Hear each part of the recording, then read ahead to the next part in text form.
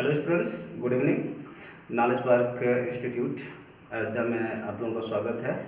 और जैसा कि हम लोग पिछले वीडियो में पढ़ा था कि एडवर्ब क्लास ऑफ रीजन और काज, और ये भी पढ़ा था कि उनको बनाने के लिए किन किन सबऑर्डिनेटिंग कंजंक्शंस की ज़रूरत पड़ती है। अब हम लोग चल रहे हैं कुछ और सबऑर्डिनेटिंग कंजंक्शंस की तरफ, कुछ ऐसे एक्सप्रेशंस की तरफ चल रहे हैं जिनसे हम एडवर्ब क्लास ऑफ रीजन और काज का निर्माण कर सकते हैं आराम से। हम सबसे पहले उन्हीं की चर्चा करेंगे कि कौन कौन सा ऐसे एक्सप्रेशन है जिनके माध्यम से एडवर्ब क्लास ऑफ रीजन और काज का निर्माण किया जा सकता है। तो सबसे पहले स्टूडेंट्स हम देखते हैं कि एक एक्सप्रेशन होता है सीइंग दैट। सीइंग दैट एक ऐसा एक्सप्रेशन है जिसके माध्यम से हम एडवर्ब क्लास ऑफ रीजन और काज का निर्माण कर सकते हैं। अगला एक्सप्रेशन है कंसीडरिंग दैट। कंसीडरिंग दैट इसका भी काम वही रहता है, एडवर्ब क्लास ऑफ रीजन और काज बनाने का। इसी तरह से अगर हम बात करें इन दैट की, तो इस एक्सप्रेशन के सहारे भी हम क्या कर सकते हैं कि एडवर्ब क्लास ऑफ रीजन और काज का निर्माण कर सकते हैं। इसी तरह से एक एक्सप्रेशन होता है इन एज मच एज। इन एज मच एज, इसको थोड़ा सा ध्यान देने की जरूरत है। इसको हम इस तरह से भी एक्सप्रेस कर सकते हैं, इन एज मच एज। दोनों का शाब्दिक अर्थ सेम ही होता है, सिंस या विकास का ये भाव देता है, लेकिन इसके एक्सप्रेशन में देख रहे हैं कि थोड़ा सा अंतर है। इसको एकदम सटा के लिखा गया है, इन एज मच एज को एकदम नजदीक नजदीक करके लिखा गया है, जबकि यहाँ पे एक एक वर्ड को अलग कर दिया गया है। इसके प्रोनाउंसिएशन में भी अंतर है। इसके प्रोनाउंसिएशन में अंतर क्या है, इसको क्या बोला जाता है, इन एज मच एज बोला जाता है, जबकि इसको क्या बोला जाता है, इन एज मच एज। चलिए आगे बढ़ते हैं। और किन एक्सप्रेशन के माध्यम से हम एडवर्ब क्लास ऑफ रीजन और काज का प्रयोग कर सकते हैं या बना सकते हैं, वो है noun plus that. Noun plus that का प्रयोग करके भी हम लोग एडवर्ब क्लास ऑफ रीजन और काज का निर्माण कर सकते हैं। इसी तरह से इस एडवर्ब क्लास ऑफ रीजन और काज को बनाने के लिए हम एडजेक्टिव प्लस दैट का भी प्रयोग कर सकते हैं। एडजेक्टिव प्लस दैट का प्रयोग करके हम एडवर्ब क्लास ऑफ रीजन और काज का निर्माण कर सकते हैं। स्टूडेंट्स, हमको एक एक एक्सप्रेशन को ध्यान से देखना है और इसको सेंटेंस में रख करके समझना है, ताकि जब एग्जाम में ऐसे एक्सप्रेशन आ जाए, ऐसे क्लास आ जाए जिसमें जो क्लास का प्रारंभ होता है वो सीइंग दैट से होता है, कंसीडरिंग दैट, इन दैट या in as much as, noun plus that या एडजेक्टिव प्लस दैट से अगर हमें एक्सप्रेशन कोई मिल रहा है तो उसमें कोई दुविधा ना हो। चलिए सबसे पहले हम लोग चर्चा करेंगे सीइंग दैट। सीइंग दैट का शाब्दिक अर्थ होता क्या है, इसका दो शाब्दिक अर्थ होता है और दोनों में बहुत मामूली अंतर होता है। इसका शाब्दिक अर्थ सिंस या विकास होता है, और आप लोग जानते हैं कि सिंस का शाब्दिक अर्थ चूंकि होता है और विकास का शाब्दिक अर्थ क्या होता है, क्योंकि होता है। ये भी कारण बताता है, ये भी कारण बताता है। कहने का अर्थ है कि सिंस के बाद में जो क्लास आता है वो क्या करता है, वो रीजन बताता है या कॉज बताता है, और विकास के बाद में भी जो क्लॉज आता है वो रीजन और कॉज बताता है। अंतर क्या है कि इसमें स्ट्रेस कम होता है और इसमें स्ट्रेस ज्यादा होता है, बस यही अंतर होता है। और हम देखें कि सीइंग दैट का प्रयोग करते हुए हम किस तरह से एडवर्ब क्लास ऑफ रीजन और कॉज को बनाते हैं। एक एग्जांपल के थ्रू उसको समझने का प्रयास किया जाता है। जैसे कहा जाए seeing that he was a hard worker।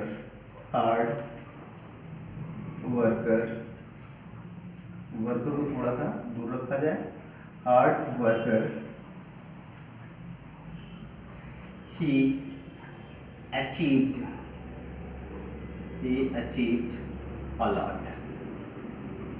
ध्यान से देखें, seeing that he was a hard worker, he achieved a lot।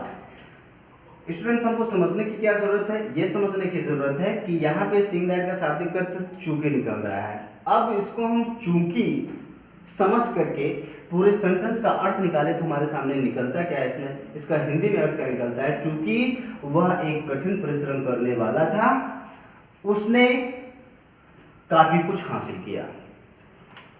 पहले रीजन बता दिया गया और उसके बाद में हमने देखा कि जो प्रिंसिपल क्लास था उसका जो अर्थ निकल रहा है, इससे और इससे एग्रीमेंट बेटर बन रहा है। चूंकि वह कठिन परिश्रम करने वाला था, उसने बहुत कुछ हासिल किया। कारण पहले वाले क्लास में बता दिया गया है, उसने बहुत कुछ हासिल किया। इसका कारण कहाँ बताया जा रहा है, क्योंकि वो कठिन परिश्रम करने वाला था। क्लियर हो गया ना। अब एक सेंटेंस के माध्यम से इसको और समझने का प्रयास किया जाए। जैसे कहा जाए medical staff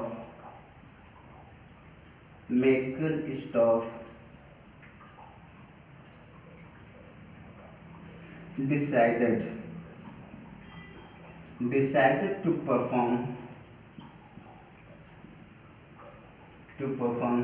an operation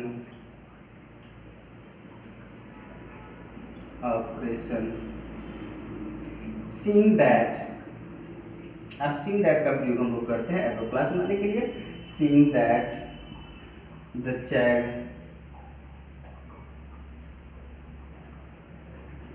was in danger। इसका अर्थ हम निकाल लेते हैं और उसके बाद में देखते हैं क्या seeing that का प्रयोग सही किया गया है कि नहीं किया गया है, या यदि किया भी गया है तो इसका शाब्दिक अर्थ क्या निकल रहा है। Medical staff decided to perform an operation. Medical staff ने एक ऑपरेशन करने का निर्णय लिया। अब यहाँ पे seeing that का शाब्दिक अर्थ क्योंकि निकल रहा है, क्यों देखते हैं। क्योंकि बच्चा खतरे में था, क्योंकि बच्चा खतरे में था, मेडिकल स्टाफ ने एक ऑपरेशन करने का निर्णय लिया। हम देख क्या रहे हैं, यहाँ से लेकर के यहाँ तक हमारा प्रिंसिपल क्लास है और यहाँ से लेकर के यहाँ तक का जो क्लास हमारा बन रहा है कि हमारा सबऑर्डिनेट क्लास है। सबऑर्डिनेट क्लास क्यों है, क्योंकि ये अपना अर्थ क्लियर करने के लिए इसको पर डिपेंड है। और हम पढ़ क्या रहे हैं, हम पढ़ रहे हैं कि ये किस प्रकार का सबऑर्डिनेट क्लास है, तो ये एडवर्ब क्लास है। और एडवर्ब क्लास में अगर ये पूछा जाए कि ये किस तरह का एडवर्ब क्लास है, तो ये एडवर्ब क्लास ऑफ रीजन और कॉज है, क्योंकि ये पहले वाले सेंटेंस में जो भी कथन किया गया है उसका कारण कौन बता रहा है, ये दूसरा वाला क्लास बन रहा है। जनरली होता क्या है, जो एडवर्ब क्लास ऑफ रीजन और कॉज होता है उसका काम क्या होता है, पहले वाले स्टेटमेंट का रीजन बताना, या पहले वाले जो क्लास रहता है उसका जो वर्क रहता है, जो उसका एक्शन वर्ड रहता है उसके बारे में बात करना होता है। तो दूसरे वाले क्लास में हम देख क्या रहे हैं, पहले वाले जो सेंटेंस का, पहले वाले क्लास का जो वर्ब है उसका कारण कौन बता रहा है, दूसरा वाला क्लास बता रहा है। इसलिए ये हमारा एडवर्ब क्लास ऑफ रीजन और कॉज हुआ। क्वेश्चन कहाँ से पूछा जाता है, यहाँ से पूछा जा सकता है कि यहाँ पे कुछ दूसरा रखा जा सकता है, सिंस का प्रयोग किया जा सकता है और विकास का प्रयोग यहाँ पे हम नहीं कर सकते हैं। हाँ, यहाँ पे हम विकास का प्रयोग कर सकते हैं लेकिन यहाँ पे हम सिंस का प्रयोग नहीं कर सकते हैं। इतना ही पूछा जाता है, इससे ज्यादा कुछ नहीं पूछा जाता है। सेंटेंस को एक बार ससुरी निगाह से देख लीजिएगा, चीजें क्लियर हो जाएंगी कि हम सीइंग दैट का प्रयोग कैसे करते हैं। उम्मीद है आप लोगों को समझ में आ गया होगा। एक चीज और यहाँ पे ध्यान देने की जरूरत है कि इसको वर्ड फॉर वर्ड इसकी मीनिंग निकाला जाए तो इसका अर्थ ये भी निकल सकता है कि यह देखते हुए कि वह कठिन परिश्रम करने वाला था, उसने बहुत कुछ हासिल किया। इसी तरह से ये इसका भी अर्थ निकाला जा सकता है कि मेडिकल स्टाफ ने ऑपरेशन करने का निर्णय लिया, यह देखते हुए कि बच्चा डेंजर में था, खतरे में था। इसको थोड़ा ध्यान से देख लीजिएगा, चीजें क्लियर हो जानी चाहिए। चलिए आगे बढ़ते हैं। आप लोगों को ध्यान में रखना है कि सिर्फ और सिर्फ सीइंग दैट की वर्ड मीनिंग पता होना चाहिए। ये सिंस और बिकॉज दोनों का भाव देता है। ये जब सेंटेंस के प्रारंभ में आता है तो ये ज्यादातर सिंस का भाव देता है, और जब सेंटेंस के बीच में आता है, या यूं कह सकते हैं जब एडवर्ब क्लास ऑफ रीजन और काज का प्रयोग हम प्रिंसिपल क्लास के बाद में पाते हैं तो वहां पर ये क्योंकि का भाव देता है। इससे ज्यादा कुछ नहीं पूछा जाता है। आगे देखते हैं कि आगे कौन सा एक्सप्रेशन है जिसके माध्यम से हम एडवर्ब क्लास ऑफ रीजन और काज का निर्माण करते हैं। तो अगला क्या बताया गया था, कंसीडरिंग दैट बताया गया था, कंसीडरिंग दैट। अब इसका प्रयोग करके कैसे हम एडवर्ब क्लास का निर्माण करते हैं, ऐसा एडवर्ब क्लास जिसमें रीजन और काज का भाव आता हो। जैसे कहा जाए considering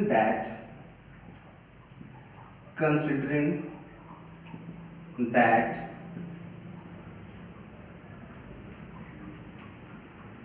the day was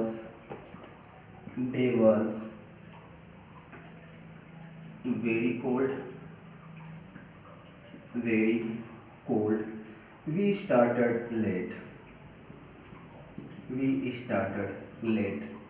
late से याद आया, Alfred Tennyson says in his poem Ulysses, it is not too late to seek a newer world. संसार में हम लोग ह्यूमन बींग्स क्या सोचते हैं कि काफ़ी लेट हो गया है। स्टूडेंट्स आप भी अपने माइंड में इस चीज़ को रखना, कभी भी कोई चीज़ लेट नहीं होता है। According to Alfred Edison, he says that it is not too late to seek a newer world. कभी भी नया चीज़ ढूंढने के लिए, नई दुनिया ढूंढने के लिए, नया कुछ स्थापित करने के लिए कभी भी कुछ लेट नहीं होता है। जब जाओ तभी सवेरा। चलिए, इस सेंटेंस के माध्यम से आप लोगों को एक इन्फॉर्मेशन भी मिल रहा होगा जो हमने कोट किया है। Considering that the day was very cold, ध्यान में रखते हुए कि दिन बहुत ठंडा था, हमने लेट में स्टार्ट किया, हमने विलंब से स्टार्ट किया। हमें देखना क्या है, यहाँ पे कंसिडरिंग दैट का जो शाब्दिक अर्थ निकल रहा है वो चूंकि निकल रहा है, और इसको हम ऐसे भी कर सकते हैं कि इसका शाब्दिक अर्थ निकल रहा है ध्यान में रखते हुए कि, ध्यान में रखते हुए कि दिन काफी कोल्ड था, हमने लेट में स्टार्ट किया, हमने काफी विलंब से प्रारंभ किया। क्लियर हो गया कि नहीं क्लियर हो गया? अगर नहीं क्लियर होगा तो कमेंट करके जरूर बताइएगा, उसका आंसर दिया जाएगा। अगला सेंटेंस देखते हैं। Considering that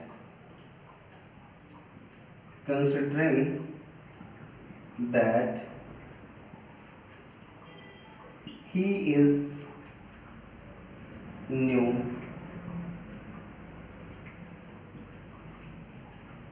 at the job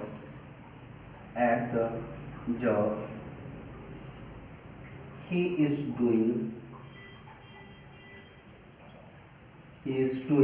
quite well। Sentence में देखते हैं, कंसिडरिंग दैट, ध्यान में रखते हुए कि वो जॉब में नया है, पेशे में नया है, नौकरी में नया है। He is doing quite well, वो बहुत अच्छा कर रहा है, पूरी तरह से अच्छा कर रहा है। तो हम देख क्या रहे हैं, इसका शाब्दिक अर्थ ये निकल रहा है कि देखते हुए या ध्यान में रखते हुए, या इसका शाब्दिक अर्थ चूंकि भी निकल रहा है। इसको हम चूंकि से सेंटेंस बनाने का प्रयास करें। चूंकि वह जॉब में नया है, वो बहुत अच्छा कर रहा है, वो पूरी तरह से अच्छा कर रहा है। तो इसका प्रयोग हम देख रहे हैं कि बिल्कुल सही तरीके से किया गया। इसको रिप्लेस किया जा सकता है किस वर्ड से? सिंस से रिप्लेस किया जा सकता है। इसको हटा करके in place of considering that we can have since here, हम यहाँ पे सिंस को रख सकते हैं और सेंटेंस के ऊपर कोई फर्क नहीं पड़ेगा। एक बार फिर से देख लीजिएगा, जहाँ पे कंसिडरिंग दैट का प्रयोग किया गया वहाँ पे हम सिंस का प्रयोग कर सकते हैं और हमारे सेंटेंस में कोई भी फर्क नहीं पड़ेगा। बस इतना ही ध्यान में रखना है कि इसका जो शाब्दिक अर्थ एक और निकल सकता है, वो निकल सकता है वो ध्यान में रखते हुए।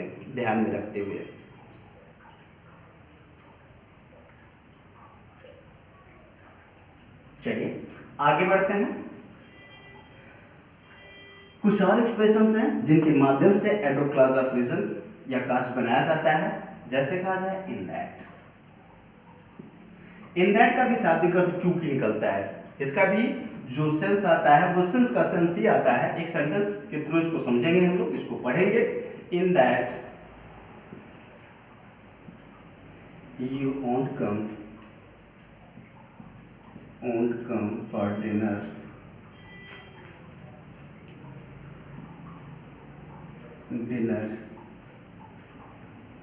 please have something। यहाँ पे have का मतलब क्या हो जाएगा? खाने। टेक फूड से हो जाएगा या टेक समथिंग हो जाएगा, have something। इन दैट, यहाँ पे इन दैट का शाब्दिक अर्थ चूंकि निकल रहा है, सिंस निकल रहा है। चूंकि आप डिनर के लिए नहीं आओगे, प्लीज हैव समथिंग, कृपया कुछ खाइए। तो यहाँ पे हम देख क्या रहे हैं, इन दैट का प्रयोग किस तरह से किया गया है? एक सबऑर्डिनेट एक्सप्रेशन की तरह किया गया है जो एडवर्ब क्लॉज ऑफ रीजन को बना रहा है। और दूसरा वाला जो हमारा क्लॉज है ये हमारा प्रिंसिपल क्लॉज है। हाँ, हम बात ये कर रहे हैं कि यहाँ पे सिंस का प्रयोग किया जा सकता है। सिंस का प्रयोग करके हम लोग अगर इसका भाव निकालें, चूंकि आप आओगे नहीं डिनर के लिए, कृपया कुछ खा लीजिए। यहाँ पे शाब्दिक अर्थ हैव का क्या आ रहा है? टू ईट समथिंग होगा। यहाँ पे हैव का शाब्दिक अर्थ खाने के संदर्भ में किया गया है। एक एग्जाम्पल के माध्यम से और इसको समझने का प्रयास किया जाता है। In that he secured first position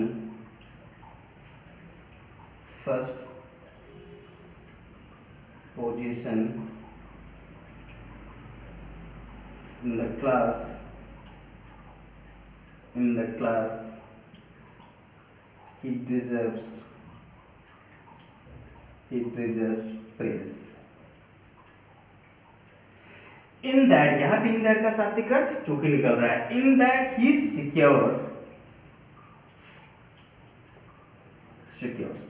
सही है, in that he secures first position in the class, चूंकि वो कक्षा में प्रथम स्थान पाता है, वह प्रशंसा का अधिकारी है, वो प्रशंसा के योग्य है।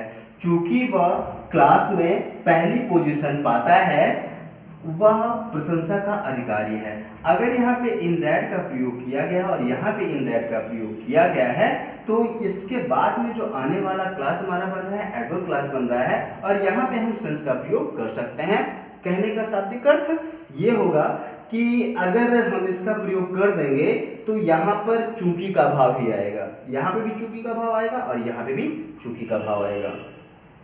और सेंटेंस में, ऐसे सेंटेंसेस में ज्यादा ध्यान देने की क्या जरूरत है कि यदि आपका सबऑर्डिनेटिंग कंजंक्शन पहले आया है और उससे एडवर्ब क्लॉज ऑफ रीजन बनाया जा रहा है, तो मोस्टली हम क्या देखते हैं, जहां पे एडवर्ब क्लॉज ऑफ रीजन और काज समाप्त होता है, वहां पर हम लोग एक पंक्चुएशन के रूप में कामा का प्रयोग कर देते हैं। देखिए दोनों सेंटेंसेस में क्या किया गया है, जहां पे एडवर्ब क्लॉज ऑफ रीजन और काज समाप्त हो रहा है, वहां पे हम कामा का प्रयोग कर दिए हैं।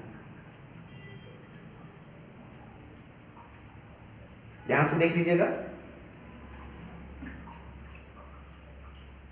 चलिए आगे देखें।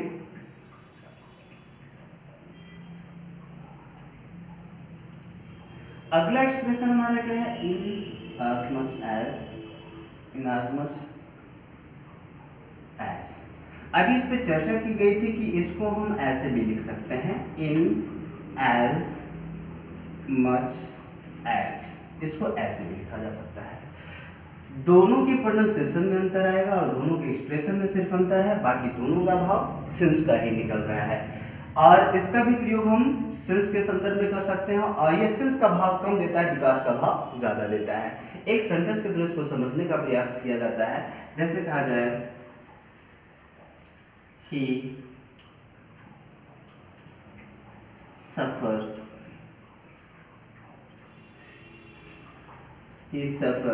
much, उसे बहुत कष्ट झेलना पड़ता है, inasmuch as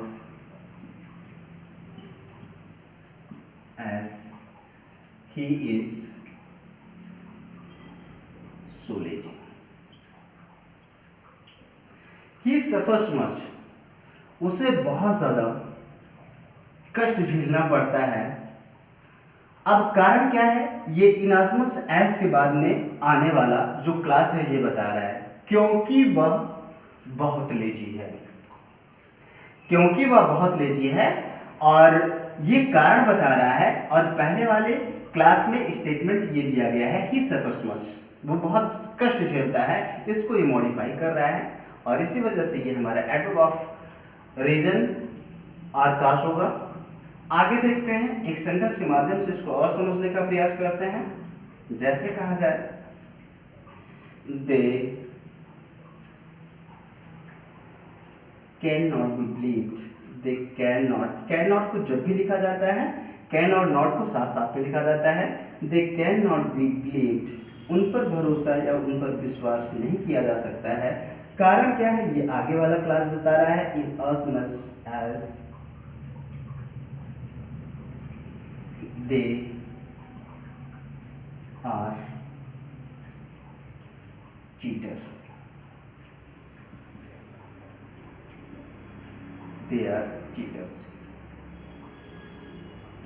हम देख क्या रहे हैं, they cannot be believed, उन पर भरोसा नहीं किया जा सकता है। इन as much as, कारण क्या है, क्योंकि वे लोग चीटर्स हैं, ठग लोग हैं, इसलिए उन पर विश्वास नहीं किया जा सकता है। ये हमारा प्रिंसिपल क्लास है, और इसके बाद में आने वाला ये हमारा सबऑर्डिनेट क्लास है। और सबऑर्डिनेट क्लास में क्या किया जा रहा है, कारण किसी चीज का बताया जा रहा है, और किसका कारण बताया जा रहा है, जो पहले वाले सेंटेंस में जो वर्ब दिया गया है, जो कार्य हो रहा है, जो स्टेटमेंट दिया गया है, उसका कारण ये बता रहा है। और यहाँ पे इन as much as का प्रयोग बिल्कुल सही है। हाँ, इसको हम विकास से रिप्लेस कर सकते हैं, और पहले वाले सेंटेंस में भी हम क्या कर सकते हैं, इसको विकास से रिप्लेस किया जा सकता है।